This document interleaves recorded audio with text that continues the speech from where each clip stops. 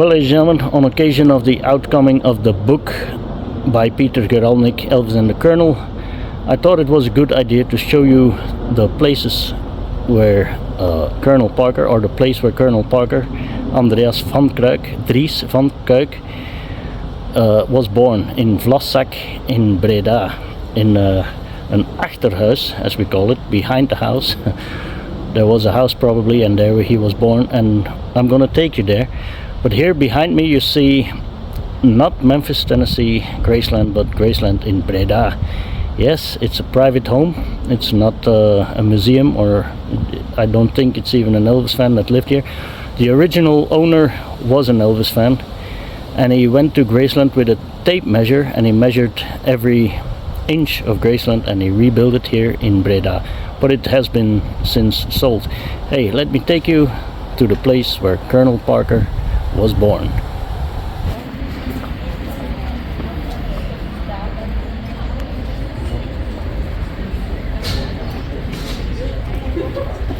Yeah, well, behind me you see the backside of the house where Colonel Tom Parker was born on June the 26th, as I said, in 1909. From here he fled to the United States, and the rest is history. Let's go see the front.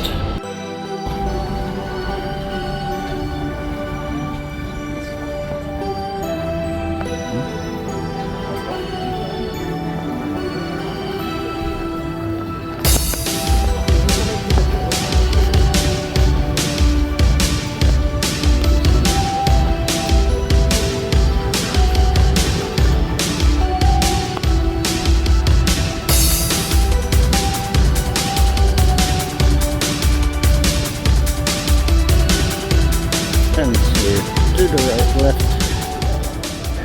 Well, behind me you see the house where Colonel Tom Parker, Andreas van Cuyck, Dries van Cuyck, was born in 1909 on June the 26th to be exact.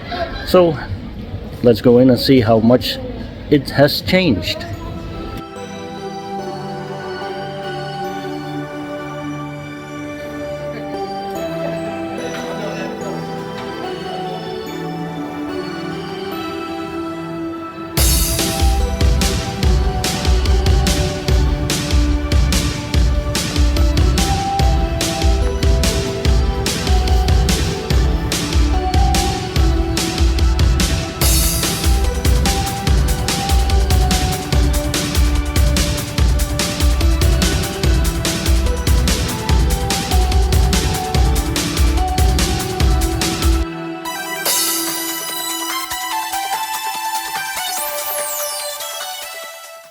Well, there you go, my friends. The last frame you saw was the back of the house, and behind there, that's where the stables were, the horse stables, where Colonel's father worked and lived. They lived above those stables, and that's where Colonel Parker was born.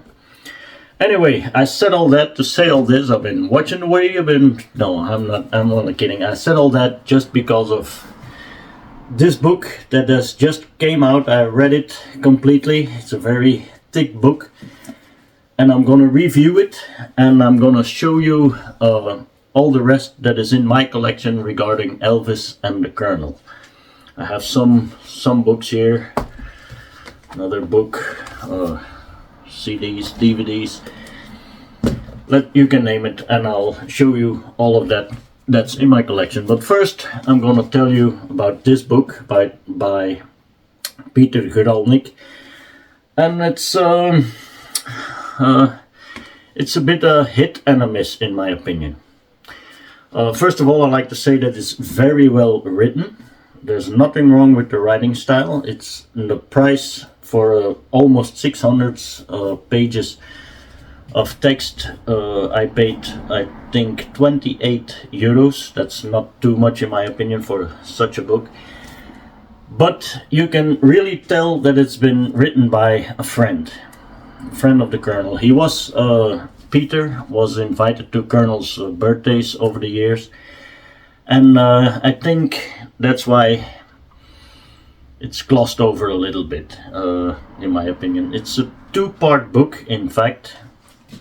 half of it is the first part in the book is the biography of the Colonel from the day he was born and when he went to America until the day he died. The second part to me is very interesting. It's the correspondence between Colonel and RCA, Elvis, the movie, Bobos, Hal Wallis, etc. The letters that he sent to them, which really reveal that Colonel Parker did want the best for Elvis's career. You can clearly read it in there that Parker defended Elvis' Elvis' style of singing and dancing in the 50s, provocative and with his hip shaking and everything. He really defended that. He said, "My boy is not gonna change."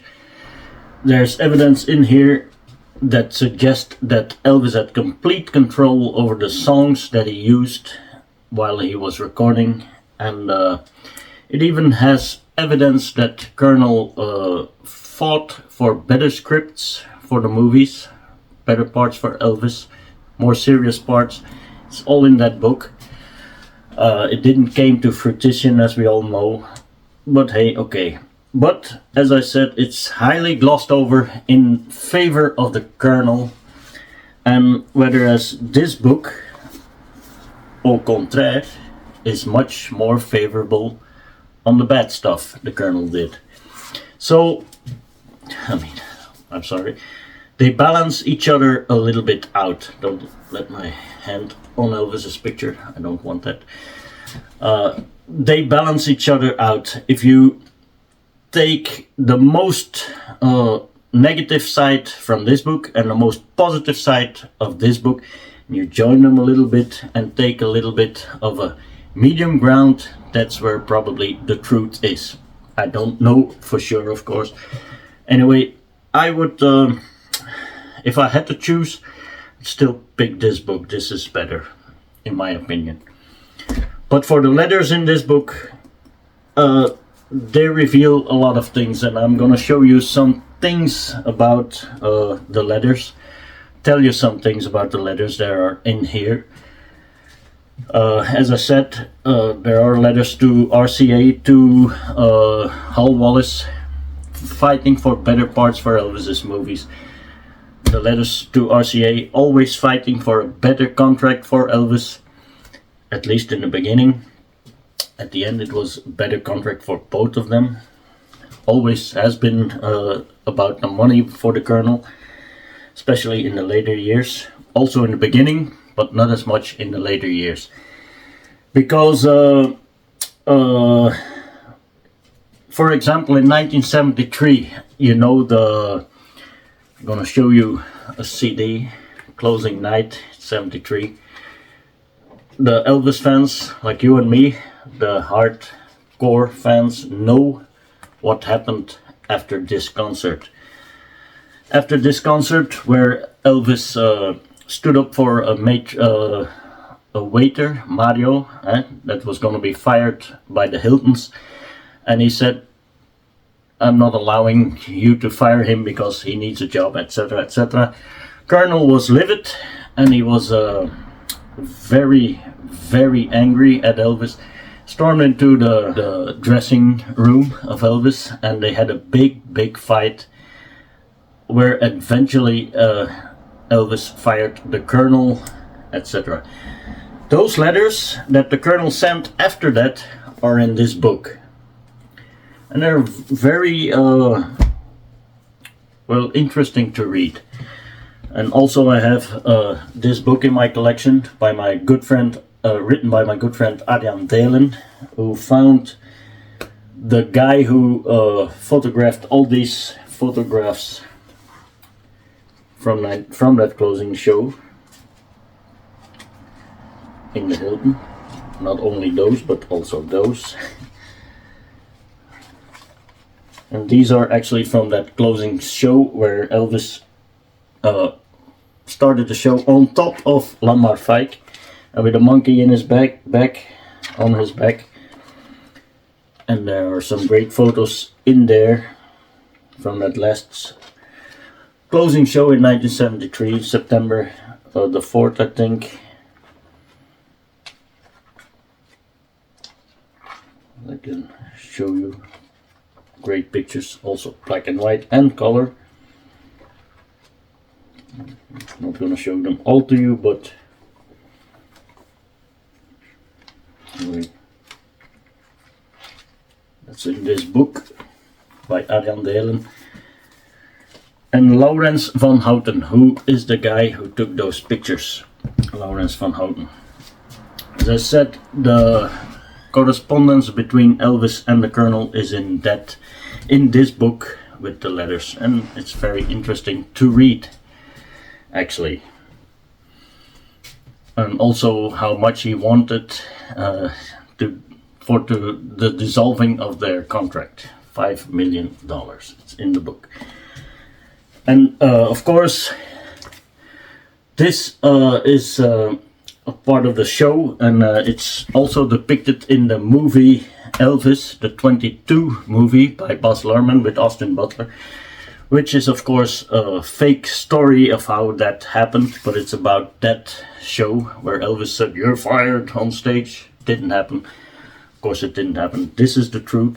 It's in this book. Actually, would I recommend the book? I would. I would recommend the book. Nothing really new revealing in it. Glossed over very highly, very well written. But the letters do make a difference in my opinion, and they make it worthwhile, the book. So that's that. And now I like to show you a little bit more of what is in my collection. First of all, what's also in the book is, this is another book, and this is, in my opinion, by James L. Dickerson, not a very good book. It's full of half-truths and assumptions and all that thing. Although he's a very good writer, because he wrote, let me see, it's in here what other books he wrote. That's Alright Elvis, The Untold Story of Elvis. First guitarist Scotty Moore. Scotty and Elvis, Just for a Thrill, Mojo Triangle, but okay. Anyway, this is not a book that I would really recommend, but it's good for one thing, and it's this picture. That's also a picture that was published in a Dutch magazine, Rosetta, called Rosetta. And that's the picture that the family, a sister of Colonel Parker, Dries van Cuyck, saw in that magazine, and they said, she thought that, hey, this guy looks a lot like my older brother. And so that went the ball rolling about Adam Jr. van Cuyck visited Colonel Parker in Los Angeles. He went to New York first. It's in this book too, that story. He went to New York for 2 weeks. He stayed there until the Colonel said, "Well, you may come now." And then he came to Los Angeles, and for 4 days. And on the second day, he said, "Let's go meet Elvis, and I will introduce you to my boy." That's how Colonel called Elvis, my boy. So they went. It was Elvis was wrapping up the movie Blue Hawaii in 1961 in the studios in Los Angeles, and that's where Jr. van Cuyck, the brother of Colonel, met Elvis, and Elvis introduced Colonel introduced Ad van Cuyck to Elvis as his brother from Holland. So Elvis knew that the Colonel was from Holland. It's also a story in this book. So you can throw away the myth that Elvis did not know that Colonel was foreign, from a foreign country. He didn't know the full story, and I think he didn't really care. That's it.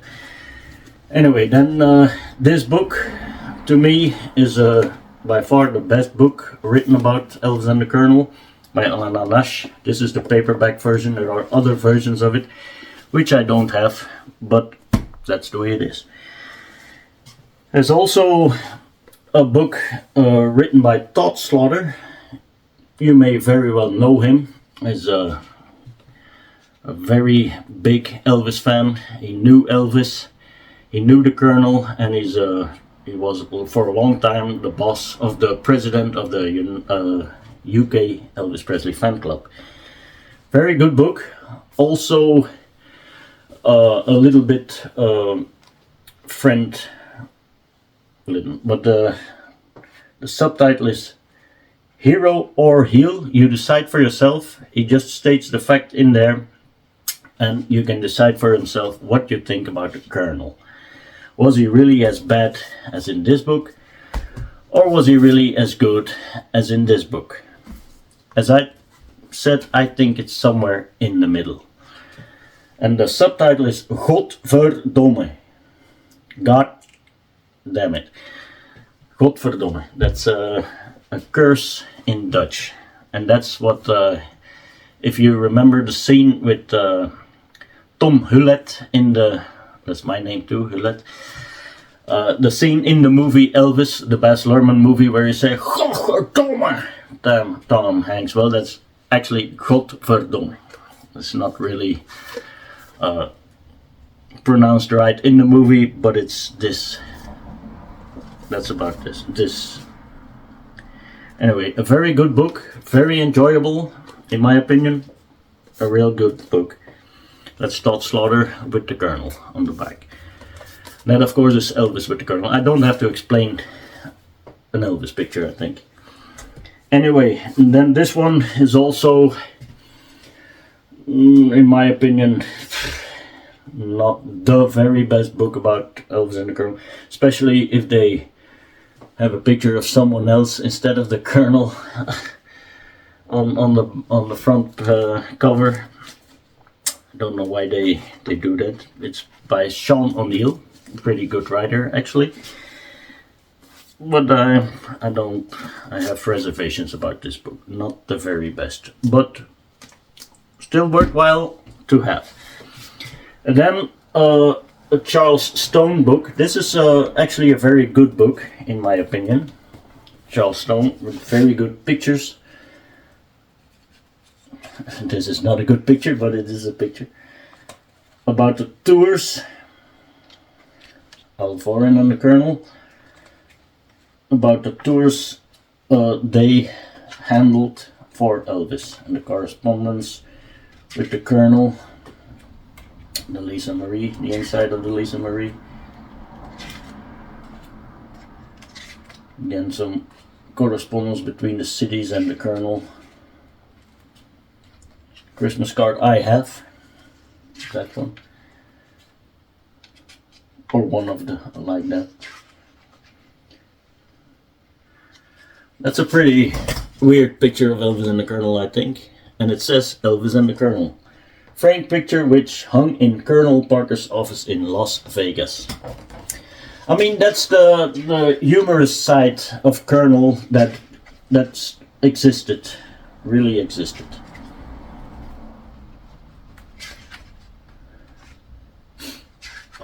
This is an excellent book. Excellent book.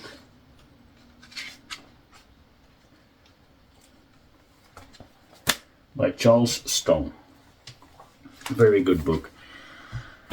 What I also was depicted in this book, which is a shame to me, is the story about the buyout, the RCA buyout in 1973. You know, but according to the letters in this book, Colonel was against that idea. RCA proposed it to the Colonel, and he said, I don't like that contract, I won't do it, but I will ask Elvis and Vernon if they are interested. And being the time in Elvis's life, 1973 was a very difficult year for Elvis. It started out great, of course, with Aloha from Hawaii, but it kind of deteriorated later because of Elvis's financial worries. He had real struggles financially. There was the divorce with Priscilla. Sorry. with Priscilla, and it cost him a lot of money, and he was in need of money, and he said, "Colonel, go ahead, take the deal that RCA is offering us and make it worth our while." And that's exactly what Colonel did. But, however, in this book there are the numbers of the contract, and it's highly in favor of the Colonel. Colonel made more money on this deal than Elvis did. That to me borders on criminal activity for a manager. In my opinion, I'm just me, but that's what I'm saying. That's not right. That a manager, first of all, go along with that deal, and second, make more money than Elvis himself did. It's in the book. As I said, it doesn't go very deep into the details, but the numbers are there in the letters. So it's black on white. Elvis made less than the Colonel on that deal, so he got screwed. The bottom line, Elvis got screwed. And not for the first time, or for the last time, I think, with the Colonel. But as I said, this book is not a bad book. It's all there. But when it turns a little bit to the uglier side, Peter Guralnick says, go see this story in my other book, Careless Love, The Unmaking of Elvis Presley, which I've written previously, and go find out about that story in that book, not in this book. I mean, it's 600 pages, 2 or 3 more pages couldn't hurt, I think. Anyway, that's some of the gripe I have with this book, that it doesn't say all the negativity. The good things were explained very good, the bad things were set aside a little bit. Anyway, this week actually, Elvis Matters sent me this book, because I'm a member, and they send their members a magazine. And because of the outcoming of the book, they had a full section about Peter Guralnick and the Colonel and the King book, with also the picture that was in a Rosetta. See, a lot of Colonel, a great jacket, which you're gonna find out later why I show you that picture. Dries van Cuyck, that's his name. That's about the documentary, because in every, if you're a golden member, oh, Elvis Evolution too. Let's not get into that today. With every issue of their magazine, for the golden members, they get a CD too, a CD also. And on this CD, it says, because of the book, the magazine handles about the book of Glenn Harden, this Let It Be Me, as we all know, that was the first song that Glenn D. Harden arranged for Elvis in '70. And then on track number 12, there's an interview with Colonel Parker, so I thought this was relevant. But they, to Elvis Matters' credit, in this number, in this issue, they also included a DVD, 15 minutes DVD, Dutch DVD, that was made for a television network, or I don't know what it's called, a television thingy, Veronica.